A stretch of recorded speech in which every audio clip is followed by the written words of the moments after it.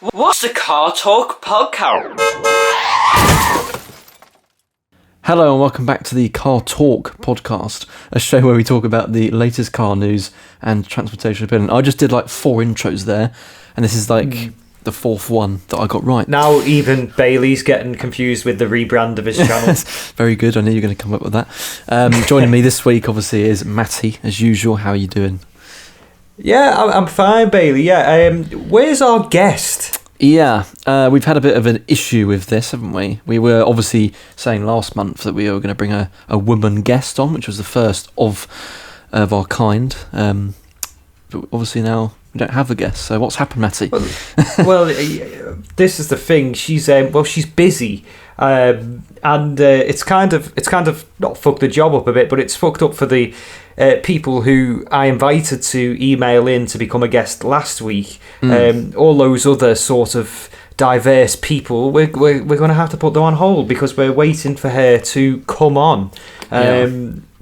Such a shame as well. I know you've got the rest of the intro to do, Bailey, but I'll just butt in with this. In the news this week, it said that female drivers are being left behind in electric car push. So, I was really, really looking forward to discussing that with said woman. But unfortunately, this month, apologies, viewers, but it's not meant to be. Yeah, now you might think that we're just making it up, but actually we genuinely did message a female YouTuber. And do you want, should we reveal who it is? Well, no, maybe, but can I just correct you there? She messaged me. Yes. So the other way around, yes, that's quite rare. She slid into my DMs. Yeah. So that is a tragic loss. But, we're going to try our best to get her back on at some point. Yes, she's postponed us, which is fine, not necessarily cancelled. No, yeah. I mean, some women obviously like a little bit of a chase, so we'll keep chasing her. Yeah, well, it's probably quite hard to keep up with the bath. So hint. Yeah. We'll move on to the car news, Matty. We haven't really got a theme, as obviously we meant to have a guest on, but we're going to talk about, upcoming car shows and obviously car shows that had just happened, i.e. Goodwood, which I went to. But obviously we'll start with the car news. Have you got anything to start off, Matty? Yeah. As you said, obviously we'll talk about it later, but British summertime apparently. So a couple of shows that have been and gone. But yeah, car news. It sounds like it's good news for the North, Bailey. Here we go. If you read the headline, but unfortunately this week it isn't good news for the North. Jaguar Land Rover. The owner has selected the UK as the base for a battery factory, and you think, great, good news for the North. Unfortunately, it's not to be. You couldn't get anywhere any more south than the place that they've selected. It's Somerset. That's where pretty much the be. south coast, isn't it? Yes. So unfortunately, bad news for the North on that one. But also bad news for the south, because I don't care.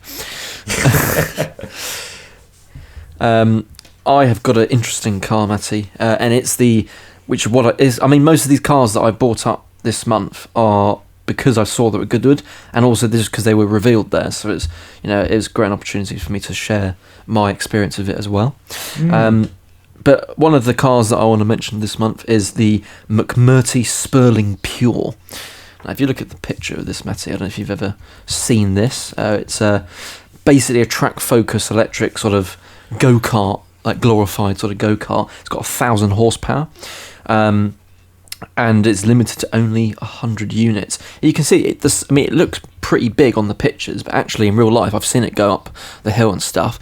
It's tiny. You only get one person in it. It's probably the same length as my desk, but it's brilliant. It's really quick. I think it set the record on the hill climb this year, 35 seconds or something like that, which is ridiculous. It's like 10 seconds than most of the other cars. It's £820,000 and it will do 190 miles an hour. I mean, how did I know that when you said that name before I'd even looked the car up that it was going to look ridiculous? Yeah, it's very striking. It's also quite good looking, I think, but I do like the name of it, McMurty. It sounds like a dependable name, doesn't it? It sounds like Boaty Boatface. And it looks like if you're not watching on YouTube and you're just listening, it looks like what they've done is they've got something like a smart car or a PLP50 or something, and then just built an outrageous body kit around it. Yeah, pretty much. Are you onto me? Yeah. And also, I think it looks a bit like one of those Hot Wheels cars that had the really big wheels, but the tiny tiny chassis. Yeah, it absolutely defies all convention. This one, it does look.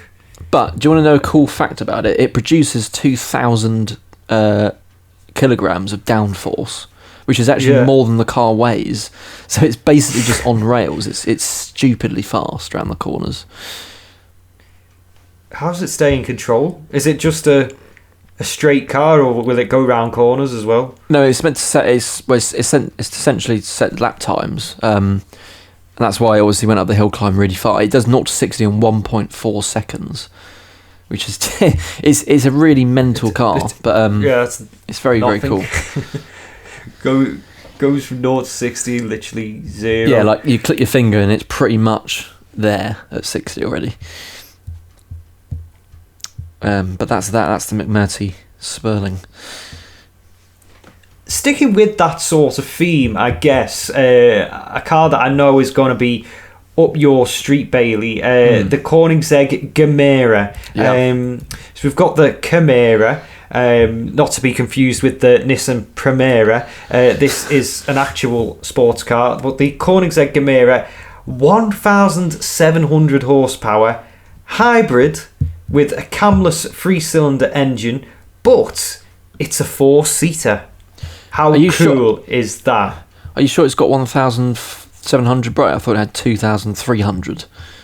Oh, it says here the Koenigsegg Gemera is a 1,700 horsepower hybrid. So has it got more? I'm confused now because it must have an option for more. Because it's saying on some of them there is 2,300 horsepower, which is, it's not really going to make much difference in that sort of area.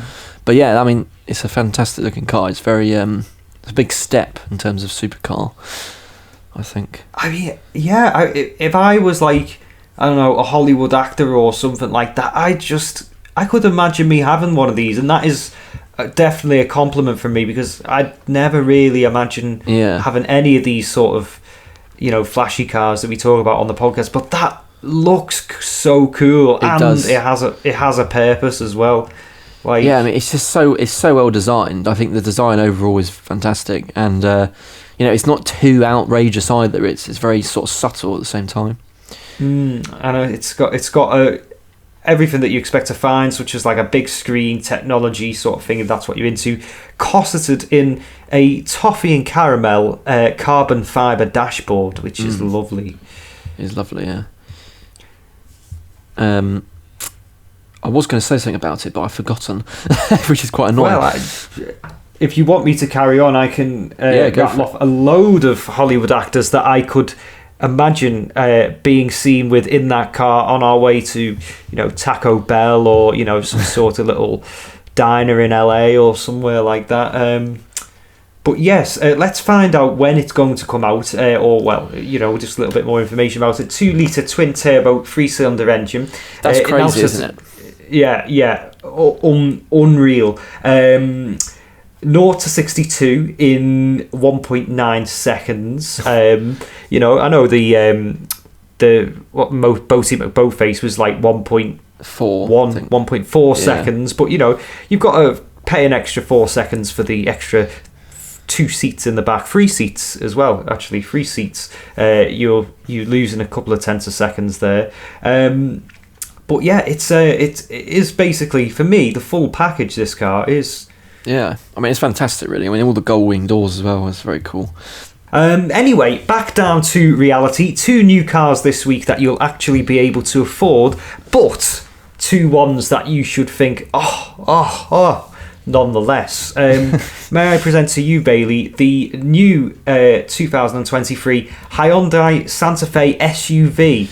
Yes, now, I saw this. Before you switch off, and the viewers indeed switch off, how cool does that look? It looks sick. I think I agree with you, actually. It's very, it's very modern. It's got that sort of Ionic look to it. Obviously, that's the sort of direction they're going in now. But yeah, I like the front especially. I'm not really a fan of the back. I think the light's a bit too low. It's like having breasts that are a bit saggy. I don't know why that was my comparison, but you know what I mean. Well, the photo we've got here is brown, and the back looks like a brown, saggy, middle-aged woman. Is what you're telling me here? Pretty much.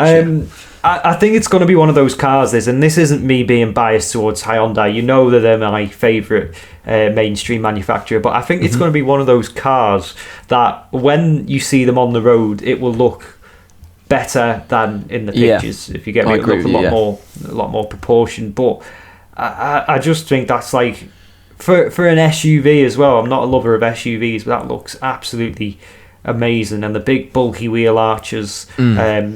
It's almost got like a body kit on it, isn't it? It's like it's very, wide. And the alloy wheels on the picture look a little bit too small. But again, I think that's just an illusion of the picture. I think that is going to be one to watch on the school run. I should imagine. The question is, will anyone buy it in the UK? It seems very American sort of looking, doesn't it? It does, and it's the same, isn't it, with the other one, the Kia Sorento thing. That's like a massive car that you don't see too many of, but it is a good car nonetheless. Like I guess I tell you what, I don't get how people afford these cars. I really don't. Finance. Or lease. Well, yes, I know all about finance and things, but you still got to have a deposit. You still got to be able to put up the money every month. And really, are people going to pay? I don't even know how much this is going to be a month. You're looking at over £500 a month finance for a Hyundai.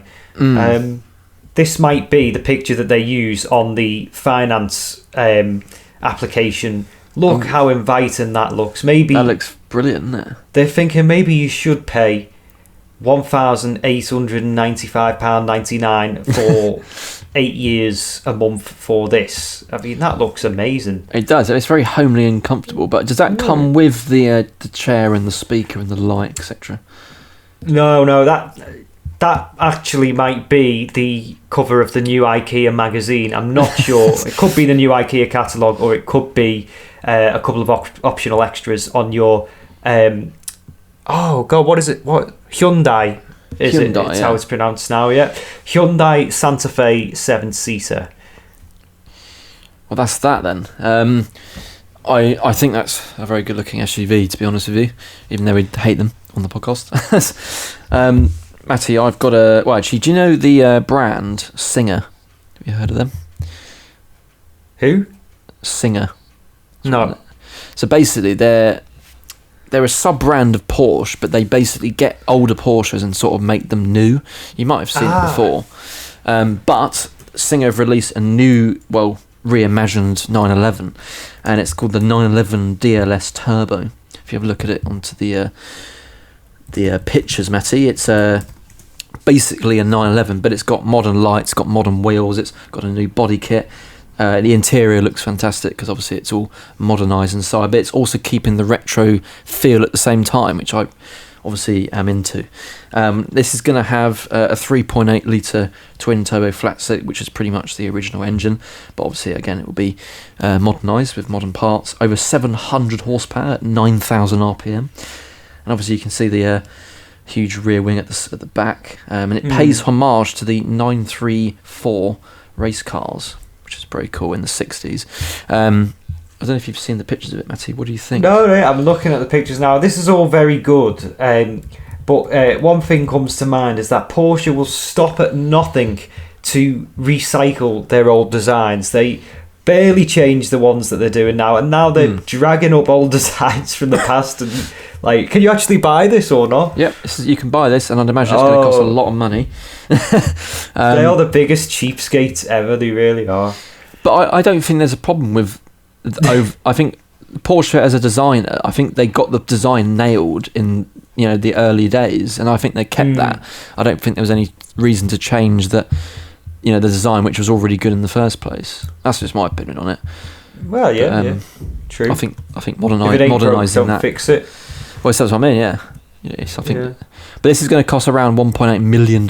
So, if you do want to have one of those, then that's probably not in anyone's price range who's listening and watching. But it's a cool piece of news. Anyway, on the opposite end of the spectrum, the new Fiat Panda is coming out in the summer of 2024. These are really horrible transitions today because you're talking about cool cars, and we keep transitioning back to the mundane and the drab. Yeah. But if you Google it, it actually does look really cool, which is why I've mentioned it. Also, it would have been good to get Daniel Acterhouse on the show to give his opinion on this, but unfortunately he's not a woman, so he can't come on. Only women's allowed. It's like the new 2023 Yorkie Bar, not for boys. The Car Talk podcast, not for boys at the minute. We only want girls and other diverse people that we mentioned last week. Fiat will unveil the first new family of cars for the summer of 2024. So they're releasing a whole new range of cars just in time for its 125th year anniversary. One's going to be the Panda, which is one of them the Fiat 600 by any chance? It could be. I should imagine so. Yeah, but just like the Porsche, this might be a better transition than we thought. But just like the Porsche that we've just mentioned, the new Fiat Panda is going to take cues from the original one that came out in 1980. And if you look at the pictures, I think you can agree with that statement. Yeah, it will. Well, I'm looking at several photos and they all look different. So which one is it? Is it the Auto Express one? The blue? I'm looking at the blue Auto Express one, yeah. Yeah, okay. I don't like it. Why? Because I don't like the stupid black around it, and I don't like the boxy shape of it, which I know is to go off the original, but I just don't like it. I don't know, something about it, I just don't like it. I can't explain why I don't. Okay, moving on then. Any other to news, a new Bayley? Porsche. Again. Yes. And it's interesting this because it's Brabus, they usually do like Mercedes improvements. Well, usually down improvements because they're always a bit weird. But they've done it to a Porsche, and it's the Brabus 911 Turbo S. I don't know if you had a look at this. It's essentially another 911 that we are very familiar with, but it's pretty much... It's got a carbon fibre splitter on it. Yes, and it's got more power. It's got 900 horsepower with 1,000 torque, which is just ridiculous. There's a lot of power this month, which is good. 2.5 seconds to 60, does 211 miles an hour. Do you want to guess the price of it? It's only limited to 25 in the world. I'd say about £900,000, something like that. Well, it's 465,000 euros, which is in pounds. Bargain. It's all right, isn't it? It's still a lot, but you pretty much get double of the power as what you get in a normal Turbo S, which is worth it. So it's probably about double the price. Yeah.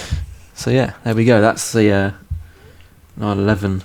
Just a bit of consumer caution there. If you want a Porsche 911 that's double the power, expect to pay double the price. Yeah. Well, that's just what you would think that would happen, which is quite rare in the car market. Overpriced everything. Question for you, Bayley. Do you like the Ford Raptor? I do actually, yes. Would you get one tattooed if you were, I don't know, either sober, drunk, or on holiday or something like that? No. Well, Post Malone has. For God's sake, of course he has. He's basically a tattoo. He's a tattoo with a man on him. Yeah, so that's what he is. Look, let me paint the picture for. This is the sort of picture I could paint for our female guest to sort of get what she thinks on this, but unfortunately she's not here. But for any females listening, imagine sort of, being a groupie and Post Malone giving you a bit of attention. You meet up, you have a few drinks, and you end up back in his bedroom, and you go to do sort of teenagery things to his neck and see that there's a Ford Raptor tattooed on the back of it. I mean, what would you do? You know what I mean? What a terrible turn off to have I nearly said something not I nearly said something out of 10 then, but a sort of cowboy-y, rednecky sort of agricultural vehicle tattooed onto the back of your neck. It's very weird, isn't it? About all the cars you could tattoo. I mean, why would you tattoo a car onto your neck to start with? But why would you do a full Raptor? It's just weird. I mean, he owns one. I know he owns the 6x6 one, the Velociraptor. But even so, you know. Yeah, that's. Anyway, a new Ferrari. This was unveiled at Goodwood, and there's only one in the world currently. I think it might stay that way as well. I'm pretty sure it's the Ferrari KC23. Once again, it's a car that no one on this podcast can afford, and that's why I like talking about it because it's cool. Do carry on while I get it open. Yeah, yes. I've got it. It's for once not red. It's like a silver colour. It's a one-off Ferrari, as I said, and it's based off the 488 GT3. You can kind of see the body in there hidden away, and it's retaining the 4-litre V8 turbo, twin turbo. It's designed for track use. It's got scissor doors and stuff. It's very aerodynamic, doesn't it? It does, yes. And obviously I saw it go up the hill in Goodwood. It was very quiet. That's one thing I noticed from Goodwood. All the cars there were just a bit too quiet, especially all the modern ones. They're just really muffled.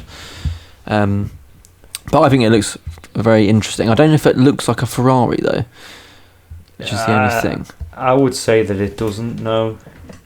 Bit of a shame. But I think it looks good nonetheless, whatever, brand it is. But yeah, I mean, it was very cool to see it go up the hill. Anything else? Do they all go up the hill in Goodwood then? Yeah, pretty much every car there goes up the hill, roughly, I think. Yes. Now, bad news for Volkswagen this week. Have you heard that there's been a fire at the, I presume the factory, Bayley? No, I haven't. Oh, well, it just says here, according to Autocar magazine, Volkswagen CEO Schaffer tells managers the roof is on fire. So, that's Great. all we can assume. Yes. I'm not interested. Now, moving on to our theme, I guess, isn't it? Well, actually, I have one more piece. Okay. Which I will quickly put in, and it's the Lamborghini Huracan successor, mate. We obviously just revealed the Aventador replacement, but now they're revealing the Huracan replacement, and it's going to be a plug-in hybrid because obviously that's the direction they're sort of going in, which is a bit sad. 2 or 3 motors expected. It's a bit of a sad one as well because they're not doing the V10 anymore. They're changing it to a V8, and it'll be a hybrid, I'd imagine. Which is a shame, but they haven't got any pictures at the moment. It's all in the camo, and there's no name, so that'll probably be in the coming months. We'll get that revealed, which we'll probably talk about when it does. But Matty, would you like to start us on the theme? Yeah, a bit of an informal one this week. Unfortunately, we were put on our toes a bit with a certain cancellation. So what we had planned originally now has fell through. So we thought we'd just talk informally, really, about shows that we're interested in, shows that we're going to, and things that are just happening in the automotive world this summer. Bayley, you've obviously been to Goodwood. Yes, literally on Sunday. What would you say was your... So you can't go to that, unfortunately, because that's happened. But what would you say that your highlight was from Goodwood? Probably some of the Pagani's there. The big crash that I saw, which I got on film. The big crash? Yeah, there was a BMW M1 Pro car, which is obviously quite a lot of money now. And it basically locked up on the Moulcombe corner, and it went straight into the bales. And I was like, shit. Okay, no. But it happens every year. There's always some sort of crash there, just because they all send it up there, up the hill. But that's probably the highlights, and obviously some of the stands. They're obviously celebrating the 75 years of Porsche. So they had a whole sort of expedition sort of stand thing with a shop, which I liked. And I actually bought a Porsche bag, which I spent over too much more money on. You're such a cretin, Bayley. Is this why you've talked about Porsches the whole podcast? Because you felt the need to because you bought a bag? I think that's fair though, isn't it? I've paid some money to the brand, which I love because I love Porsche as a brand, and I wanted to talk about some of the new cars. If I get that as a gift for Christmas, I will strangle you. Well, luckily you're not, because it was £100. I'm not You going didn't spend £100 on a Porsche bag, did you? Yes, I did.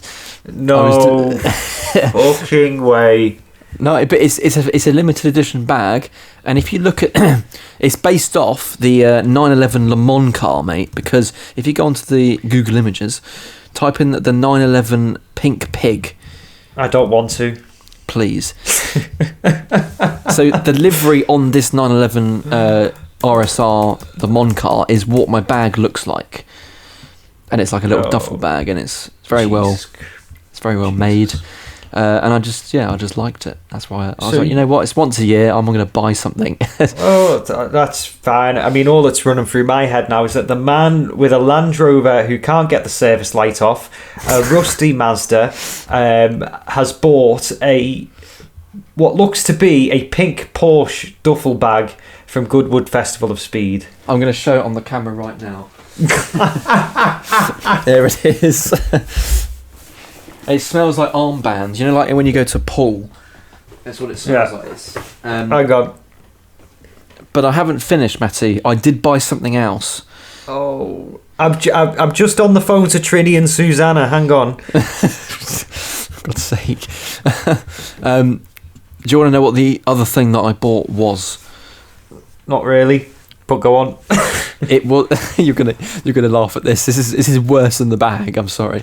So I went there. They had a Kernan's egg stand, and obviously you've mentioned some Kernan's eggs this month. And I wanted to go specifically. I wanted to get a Kernan's egg bag, like a little, not like one that I've got, but like, you know, the little paper ones.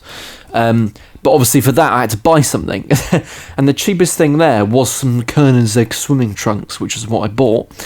No way. Yes, and they have the they have the Kernan's egg logo on it, but they have the ghost symbol on it, which is actually quite cool. And I paid a total of £59 for them. You've spent £159 on supercar merchandise. Are you joking? This is the north-south divide right here, viewers. Honestly, but the thing is, right, I don't buy anything else in life. I literally only buy fuel, and that's it. And maybe like the occasional clothes. But like stuff like this, I was like, I never really buy anything like this, and I was like, well, why not? I'm only there once a year. But that was the highlights for Goodwood for me. But obviously now you can't go, and I have to wait until next year. No, you can't go, viewers. And if you are a little bit impulsive, perhaps, or a little bit like Mr. Bayley Prickett here, maybe don't go next year. Otherwise, you might end up spending more than you bargained for. Wait, I missed something something else that I did buy as well. Oh God! It was a model car, because you know every year they have a big tent, and they have like loads of model cars, and I always buy something, and I bought a Mazda 787B, like a little sort of model, £20, which was a bit more reasonable. That's okay, yeah. And that was the first thing I bought. I think that's what most people would do, yeah. Yeah, so I think that's acceptable, but yeah. Anyway, would you like to talk about what you wanted to talk about? In no particular order, really, in no sort of chronological order. A show that you can go to this year if you're interested is the Japanese Performance Show in Telford. So that's pretty close if you're up north, a little bit further afield down the M6 if you're down south. But this is the ultimate in Japanese performance cars. So you've got your Scoobies, you've got your Toyotas, the likes of Celicas, GT86s. Things like that. It's my sort of event. Yes, it's at Telford International Centre. Oh, and Mazdas as well. I forgot about Mazdas. If all the Mazdas haven't fallen apart or rusted away by the time they've got down the M6, you might see a couple of them. And I'm only really aware of this show because a lad I work with in work, he's got a GT86. I think he has done a few mods to it, but it is pretty stock. And he's definitely going to be at that. But yeah, pretty reasonable price on the tickets as well, if that's one for you. Is that one that you would possibly go to, Bailey, or are you? Yeah, I would actually, now that you've mentioned that. Where is it again? It is at Telford International Centre. It's indoors, which is, always good. So it's near Birmingham-ish, sort of like Wellington area. Yeah, it's pretty Midlands-ish. It's just past Birmingham if you're heading south down the M6. North. Up the M6. It's 2 hours and 40 minutes from me. From what I've gathered, yeah. Good services to stop at along the way. Keel services if Warwick you're interested as well. Yeah, Warwick if you immediately need M40. a piss as soon as you leave your house. Yeah, that's an option. Consumer advice here. Definitely plan your journey with Bayley and Matty. That's a good podcast, actually. There's another Goodwood event. This is obviously they do the normal Goodwood Festival of Speed. This time in July every year, and they also do the revival, which is in September, which is coming up. So that is still available to go to. I just remembered that a minute ago. So that's more race focused. So they take cars around the racetrack, specifically more older sort of generations of racing, like the old GT cars, the old F1 cars. It's very exciting to watch, and you dress up very nicely as well. So that's one for people who have money. Anyway, not the north. Not the north. But definitely, actually, down south again. One thing I'd love to go to this year is another cars and coffee session in. Is it? No, it's Caffeine in the Machine. Caffeine in the Machine. Yeah. In Oxford, is it? Sort of. It's more upper sort of Oxford Cotswolds. It's quite near Birmingham, to be honest with you. So if you didn't know by now, me and Bayley, he lives down south. I live up north. So we don't live together. And we've only really seen each other a handful of times. And one thing that I went to when I was down south that Bayley wasn't at was Caffeine and Machine, which I think you recommended to me, didn't you? I did, yes. So that's one thing that I'd love to go to again. Preferably with you, because I went with my mate last time who doesn't really know anything about cars. He's just sat there and he enjoyed it, but he was sat there on the in the grounds of the hotel going like, they're just lumps of metal to me. So God. I was on my own. I was a lone wolf. Yeah, we should definitely go again, mate, because they tend to do I don't know when it is every sort of weekend, but a few weekends they do like a big event on that weekend. So it'd be like Japanese themed or Audi. I was going to say just explain to the viewers and the listeners about the whole setup of this Caffeine Machine, because it is brilliant, isn't it? It really is. It's a great idea. I mean, the guy who bought it was. I think it was in 2018 or something like that. So it's quite recent thing, and it's basically just this pub which you turn up to and you pay like a £5. You obviously pre-book it, and they just have they have loads of benches outside if it's good weather. You can order food like pizza and sort of lots of pub sort of food, and they just park cars there. You can look around, talk to people. It's a really nice sort of place to be, and they play some music as well. And obviously the whole point of the name is cars and coffee, so you can get a good coffee there as well if it's in the day. But yeah, it's one that I recommend a lot. Obviously, if you're quite close, and it's great to go there. I just wish I lived closer. Is there anything else coming up? Yeah, it is you again. Staying down south, my big headline for this podcast, because it's a festival that you will be able to see me at. It's a Festival of the Unexceptional 2023. Definitely not Bailey's cup of tea, but if you're interested in your monotonous, mundane, classic cars that not too long ago weren't really classics, then you can see the cars, me and Mike Brewer, but more importantly me, at Grimsthorpe Castle in Lincolnshire. Now, one thing to mention about this is that it's in the grounds, like in the sort of big, huge garden sort of field thing of Grimsthorpe Castle. So not only have you got a castle as the backdrop, you've got a lovely big, endless, it seems, field to walk up and down all day, discovering these cars from your youth, I guess, talking to people, and it's just pretty informal, really. A nice little walk around. There's quite a few celebrities that go there as well, isn't there? think. Yeah, Richard Hammond was there last year. Unfortunately, Mike Brewer was there, chatting shit as usual. Did you see his car got stolen recently, by the way? I did not know. Well, it did, and it was me. That's very scouse of you. But yeah, it is a brilliant show, and I as well. I think it's a little bit late now, but if you had sort of a classic of your own that you wanted to enter in, it really can be a modern classic. You can go in with a Mark 1 Focus. I went in with my Saxo last year. I'm going in with my Brava this year. So yeah, I can't wait for it really, just to get out of Liverpool and go to a show sort of thing. Yeah, sounds good, mate. I would like to come along, but I can't make it.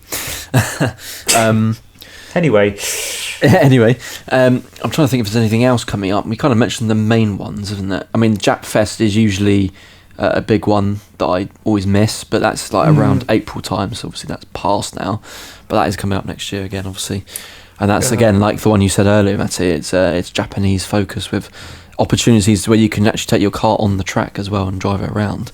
And actually, I did mention earlier that there's a Ford fair coming up, which is usually hosted at Silverstone. And that's a good one to go to, because I went to last year with my friend, because he's got a Fiesta ST, the newish one, the Mark 8. And they do track experiences there, so you can take your car on the track and you just walk around. They've got loads of little places for like Revo mapping and all that sort of stuff, like basically the Chav-esque of tents.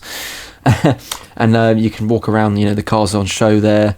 It's a really nice place, actually. And I remember last time I went, last year, it was like 30 degrees. We were just baking.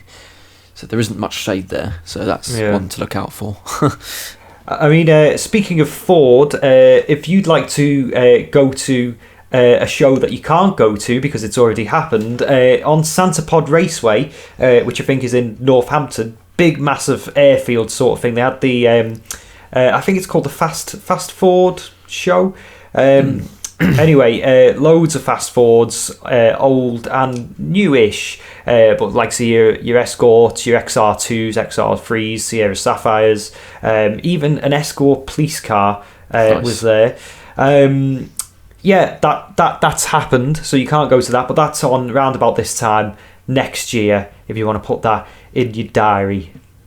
Yeah, it's a very busy sort of summer, isn't it, for car, and you don't really realise how many events are actually on. I mean, even just car meets going around. But yeah, do you think that kind of wraps it up then, doesn't it, with all the information that we can give about upcoming shows and things that have already happened, which is not very helpful for the viewers, but that's just kind of our experience of it, I suppose. How we roll, guys. Do you want to plug your socials then, Matty? Unless you've got anything else to say before we end. So social medias and whatnot. If you like to see more of me, then you can see my own YouTube channel, Matty's Cars. I think we're posh enough now to have youtube.com/Matty's Cars. If you're interested in that, give us a subscribe. You can follow me on Instagram, Matty's Cars YT. And if you'd like to see pictures of me down south in London at a club in Shoreditch with a DJ, then you can follow my Instagram, my personal Instagram, Matsgram99.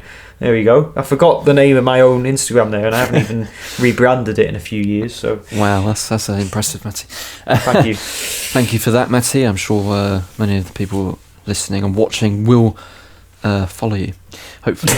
And you can follow us, obviously, here on the channel. This is where the I'll get it right now. What's it called? Yes, Car Culture. Car Culture. That's the YouTube channel name. And obviously, as Matty said, we're posh enough, or we're getting famous enough that we can put a dash and then the actual name of the show. And then, obviously, you can follow us on TikTok and Instagram, which is like Car Culture something or other, which I can't remember. You'll find it. It will come up if you put Car Culture in. It will be like a CC logo. And if you want, you can follow my personal Instagram, which is Bayley Prickett 27, and you can see me walking in a mountain with some rain. So yeah, that's kind of it, isn't it, Matty? Yeah. Once again, hopefully next month we'll get the woman guest on, which we didn't reveal. But yeah, Stay tuned, and we'll see you next month.